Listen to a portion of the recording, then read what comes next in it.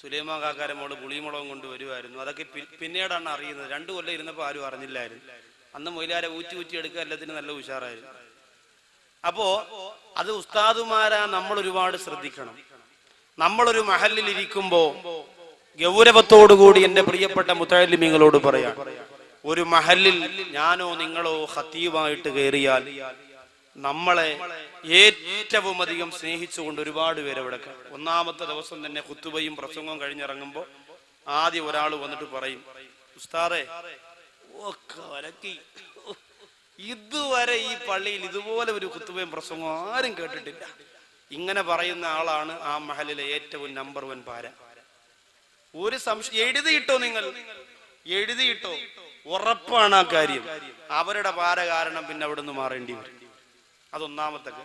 പിന്നെന്താ പ്രിയമുള്ളവരെ, ഇഖ്ലാസോടുകൂടി അല്ലാഹുവിന്റെ പൊരുത്തത്തോടുകൂടി ചെയ്താൽ 2000 രൂപയാണെങ്കിലും 4000 ആണെങ്കിലും അതിന് വല്ലാത്ത പ്രതിഫലമാണ്. എന്നാൽ പണക്കാരുടെ ആസനം താങ്ങിയിട്ട് സിമ്പതിക്കു വേണ്ടി ചെയ്താലോ, പരിപാലകര് ചെയ്യുന്ന തെറ്റിനെ മൂടിവെക്കാൻ വേണ്ടി, പള്ളിയിലെ ജോലിയിൽ പിടിച്ചിരിക്കാൻ വേണ്ടി അല്ലാഹുവെ മറന്നുകൊണ്ട്, പ്രിയമുള്ളവരെ, പള്ളി പരിപാലിക്കുന്നവർക്ക് തലകുനിച്ചു കൊടുക്കുന്ന പണിയാണ് ചെയ്യുന്നതെങ്കിൽ അല്ലാഹു പൊറുക്കൂല മോനെ. കാരണം നമുക്ക് വലുതല്ലാഹുവാണ്, നമുക്ക് വലുതല്ലാഹുവാണ്, നമുക്ക് വലുതല്ലാഹുവാണ്. എത്ര വലിയ പള്ളിയിൽ നിന്ന് പിരിച്ചു വിട്ടാലും നമുക്ക് ഭക്ഷണം തരുന്നതാരാ? എത്ര വലിയ പള്ളിയിൽ നിന്ന് പിരിച്ചു വിട്ടാൽ നമുക്ക് എത്ര വലിയ രോഗം വന്നാൽ ആ രോഗം മാറ്റുന്നതാരാ? അതിന് ചികിത്സയ്ക്ക് പണം ചെലവഴിക്കുന്നതാരാ? അത് നമ്മൾ മറക്കല്ലേ. എവിടെയെങ്കിലും ഇരിക്കുമ്പോ പലിശക്കാര് വന്ന് തോളത്ത് കൈയിട്ടിട്ട് ഉസ്താദേ കത്തിച്ചോ, കാശ് ഞാൻ തരാ, നിങ്ങളും ഉണ്ടല്ലേ, നിങ്ങൾ അവരോട് പോവല്ലേ, നിങ്ങൾക്ക് എന്താവശ്യം വന്നാലും ചെയ്യുന്ന മഹല്ലാണെന്ന് പറഞ്ഞ് എന്റെ പ്രിയപ്പെട്ടവരെ, പണക്കൊതിയന്മാരുടെ സിമ്പതിക്കു വേണ്ടി അല്ലാഹുവിന്റെ ദീനിനെ കഷണിച്ചു കൊടുക്കുന്ന കാപാലികന്മാരായി മാറിപ്പോയ പണ്ഡിതന്മാരെന്ന പേരല്ല, ഫണ്ഡിഹിതന്മാരെന്ന പേര് തരേണ്ടി വരും. അല്ലാഹു കാത്തുരക്ഷിക്കട്ടെ. അതുകൊണ്ട് എന്റെ സഹോദരങ്ങളോട് വേദനയോടെ പറയുന്നു, ലോകത്ത് നശിച്ചു പോരവരൊക്കെ അറിവില്ലാത്തവരായിരുന്നില്ല. എന്റെ പ്രിയമുള്ളവരെ, നമ്രൂദ് എന്ന് പറയുന്ന സഹോദരന് അറിവില്ലാത്തത് കൊണ്ടല്ല, ഫിർഔന് അറിവില്ലാത്തത് കൊണ്ടല്ല, ശേഖന്നൂരിന് അറിവില്ലാത്തത് കൊണ്ടല്ല, ഇബ്ലീസിന് അറിവില്ലാത്തത് കൊണ്ടല്ല, മലക്കുകളുടെ ഉസ്താദായിരുന്നു ഇബ്ലീസ്.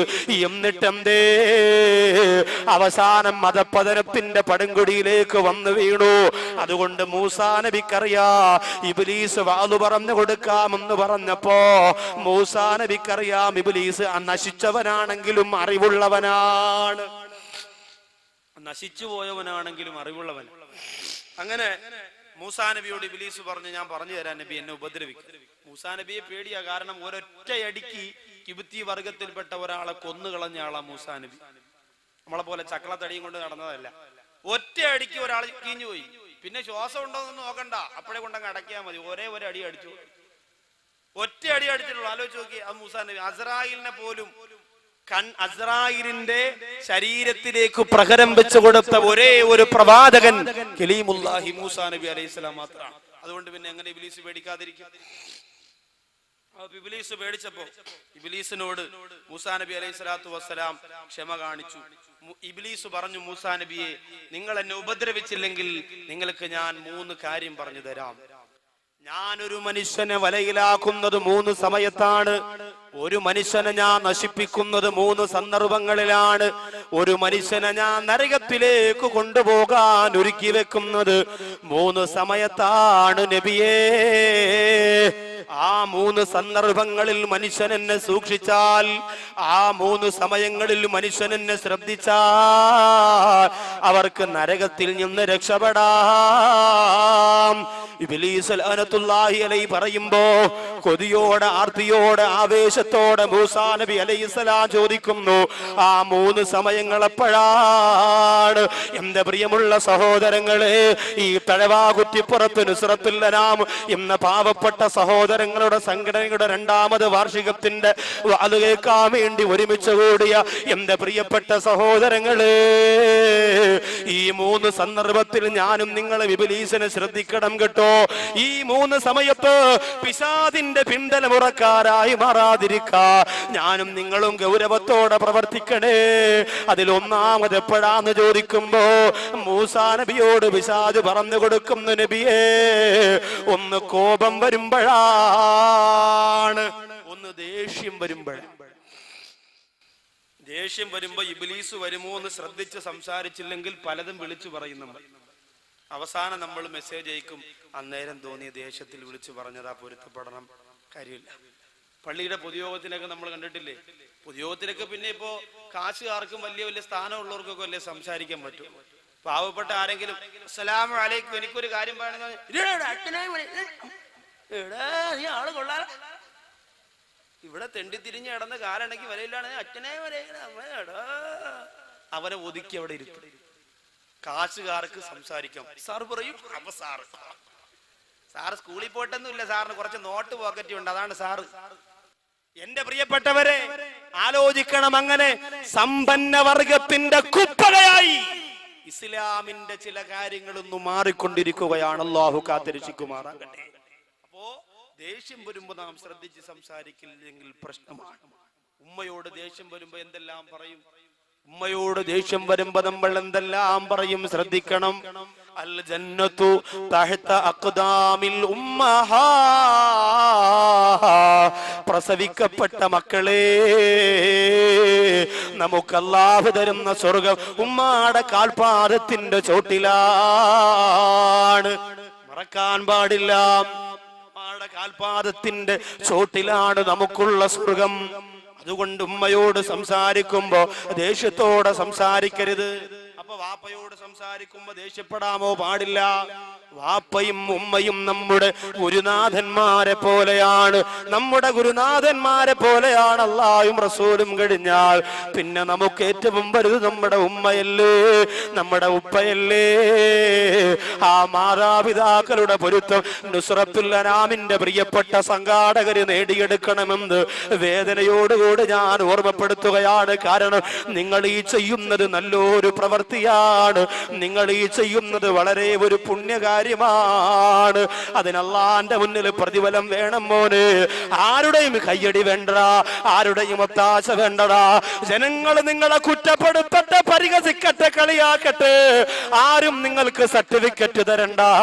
അല്ലാഹുവിന്റെ കോടതിയിൽ ചെല്ലുമ്പോ യുദില്ലുഹുമുൽ മൗലാ, അല്ലാഹു അർശിന്റെ താഴെ ഒരുമിച്ച് കൂട്ടുന്ന യുവാക്കളുടെ കൂട്ടത്തില് എന്റെ പ്രിയപ്പെട്ട കൂട്ടുകാരെ, നിങ്ങൾ ഉണ്ടാവാനുള്ള കൊതിയോടുകൂടി ഞാൻ പറയുകയാണ്, ആരുടെയും സിമ്പതിക്ക് വേണ്ടിയല്ല.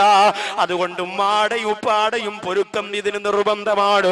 ഈ രാത്രിയാണെങ്കിൽ ഈ രാത്രി തന്നെ നൊന്തു പ്രസവിച്ച ഉമ്മയോട് പോയി പറയണം, ഉമ്മ, തടവ കുറ്റിപ്പുറത്ത് നുസ്രത്തുൽ അനാമിന്റെ പ്രവർത്തനം കൊണ്ട് അള്ളാന്റെ പൊരുത്തം നേടാൻ കൊതിച്ചുകൊണ്ട് ജീവിക്കുന്നവനാണ് ഞാൻ. അതുകൊണ്ട് എന്റെ പ്രിയപ്പെട്ട ഉമ്മ, നിങ്ങളുടെ പൊരുത്തക്കേട് എനിക്ക് തരല്ലേ, നിങ്ങളുടെ ഗുരുത്തക്കേട് എനിക്ക് തരല്ലേ. സംസാരിക്കുമ്പോ ദേഷ്യം വരുമ്പോ ഞാനും നിങ്ങളും ശ്രദ്ധിക്കണം. കുടുംബ ജീവിതത്തിൽ ഏറ്റവും കൂടുതൽ പാളിച്ചയുണ്ടാകുന്നത് ഭാര്യക്ക് ദേഷ്യം വരുമ്പോ, ഭർത്താവിന് ദേഷ്യം വരുമ്പോഴല്ലേ. കുടുംബ ജീവിതത്തിൽ ഏറ്റവും കൂടുതൽ പാളിച്ച വരുന്നത് എപ്പോഴാണ്? നാളെ ഇൻഷാ അല്ലാഹ് ചേനാവള്ളി, എന്ത് സ്ഥലം? ചേരാവള്ളി, കായംകുളത്ത് ചേരാവള്ളിയിൽ നാളെ കുടുംബ ജീവിതമാണ് വിഷയം. ഭാര്യയും ഭർത്താവും അവരുടെ കടമകളും മൊത്തം പറഞ്ഞു തീർക്കാനൊന്നും നേരം കിട്ടൂല. എന്നാലും 2 മണിക്കൂർ കൊണ്ട് ഭർത്താവിന്റെ കടമകളായ ഒരു 5 എണ്ണം, ഭാര്യയുടെ കടമ ഒരു 3-4 എണ്ണം ഇത് പറഞ്ഞ് ദുആ ചെയ്യും. എന്റെ പ്രിയപ്പെട്ടവരെ, കുടുംബ ജീവിതത്തിൽ പോലും പരസ്പരം സഹിക്കാനും ക്ഷമിക്കാനുമുള്ള മനസ്സില്ലാതെ പെട്ടെന്ന് വരുന്ന ദേഷ്യത്തിന്റെ പേരിലാണ് ഒരുപാട് കുടുംബ ജീവിതം തെറ്റിപ്പിരിഞ്ഞു പോകുന്നത്. ഹൈന്ദവ മതത്തിൽ നമ്മുടെ ഒരു സഹോദരൻ ഇവിടെ പ്രവർത്തിക്കുന്നുണ്ടല്ലോ, നുസ്രത്തുൽ അനാമിൽ, സുകേഷ്. ഹൈന്ദവരുണ്ടെങ്കിൽ അറിയട്ടെ, ഹൈന്ദവ മതത്തിൽ ഏറ്റവും കൂടുതൽ ദേഷ്യം കൂടിയ ഒരു ദൈവമുണ്ട്. അത് ദൈവം എന്നറിയോ? ഭയങ്കര ദേഷ്യമാണ് ദൈവത്തിൽ. ശിവനാണ്. ശിവന് ഭയങ്കര ദേഷ്യമാണ്. അതുകൊണ്ട് തന്നെ ശിവന്റെ ഭാര്യയായ പാർവതി ഒരിക്കൽ ശിവനോട് പറഞ്ഞു, നിങ്ങളുടെ കൂടെ കഴിയുന്നതൊരു ദുർവാസം തന്നെയാണ്. നിങ്ങളുടെ കൂടെ കഴിയുന്നത് ഒരു ദുർവാസം തന്നെയാണ്. അങ്ങനെ ശിവന്റെ കോപവും ക്രോധവും എല്ലാം കൂടി വേറൊരു സൃഷ്ടിയായിട്ട് പടച്ചു. ആ സൃഷ്ടിയുടെ പേരാണ് ദുർവാസാവ് റളിയല്ലാഹു അൻഹു പറയുന്നത്. സഹാബത്തിന്റെ പേരൊന്നുമല്ല. ദുർവാസാവ് എന്ന് പറയും. ഹൈന്ദവ പുരാണങ്ങൾ പരിശോധിച്ചാൽ കാണാം ദുർവാസാവും ശകുന്തളയും തമ്മിൽ ടച്ചാണ്, കമ്പനിയാണ്. പുരാണങ്ങൾ പറയുന്ന കഥയാണ്, അല്ല അവരെ കുറ്റപ്പെടുത്തിയല്ല, അവരുടെ പുരാണത്തിന്റെ കഥയാണ്. ദുർവാസാവും ശകുന്തളയും കന്യാശ്രമത്തിൽ ശകുന്തള അങ്ങനെ ഇരിക്കുമ്പോൾ ദുർവാസാവിനൊരു തീരുമാനമുണ്ട്. ദുർവാസാവ് എവിടെ ചെന്നാലും തന്നെ കാണുന്നവരൊക്കെ എഴുന്നേറ്റ് നിൽക്കണമെന്നാണ് നിയമം. കാണുന്നവരൊക്കെ എഴുന്നേറ്റ് നിന്ന് ബഹുമാനിക്കണമെന്ന്. അങ്ങനെ ശകുന്തളയെ കാണാൻ വേണ്ടി ദുർവാസാവ് വന്നപ്പോൾ ശകുന്തള കന്യാശ്രമത്തിൽ തന്റെ കാമുകനെ കുറിച്ച് ചിന്തിച്ചുകൊണ്ടിരിക്കുകയാണ്. അങ്ങനെ ചിന്തിച്ചുകൊണ്ടിരിക്കുമ്പോൾ ദുഷ്യന്തനെ കുറിച്ചാണ് ചിന്തിച്ചുകൊണ്ടിരിക്കുന്നത്. ആ സമയത്ത് ശകുന്തളയുടെ ദുർവാസാവ് വന്നിട്ട് എഴുന്നേൽക്കാത്തത് കൊണ്ട് ശകുന്തളയുടെ തലയിലേക്ക് കൈവച്ചുകൊണ്ട് ദുർവാസാവ് പറഞ്ഞു, നീ ഇതുവരെ ആരെക്കുറിച്ചാണോ ചിന്തിച്ചുകൊണ്ടിരിക്കുന്നത്, അയാള് നിന്നെയങ്ങു മറന്നു പോകട്ടെ. ശാപം ഏറ്റു. അന്ന് മുതൽ പിന്നെ ദുഷ്യന്തൻ ശകുന്തള ദുഷ്യന്തൻ എത്ര മിസ്കോൾ അടിച്ചിട്ടും പിന്നെ തിരിച്ചു വിളിക്കുന്നില്ല.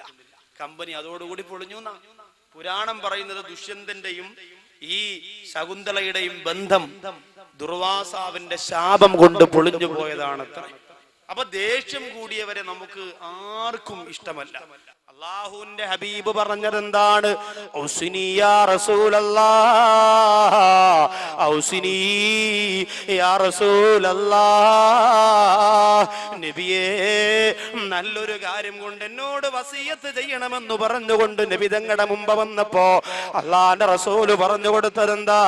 ലാ തഗ്ലബ്, ലാ തഗ്ലബ്, ലാ തഗ്ലബ്, നീ കോപിക്കല്ലേ, നീ കോപിക്കല്ലേ. 3 പ്രാവശ്യമാണ് പറഞ്ഞത്. പെട്ടെന്ന് വരുന്ന ദേഷ്യത്തെ പിടിച്ചു നിർത്തണേ.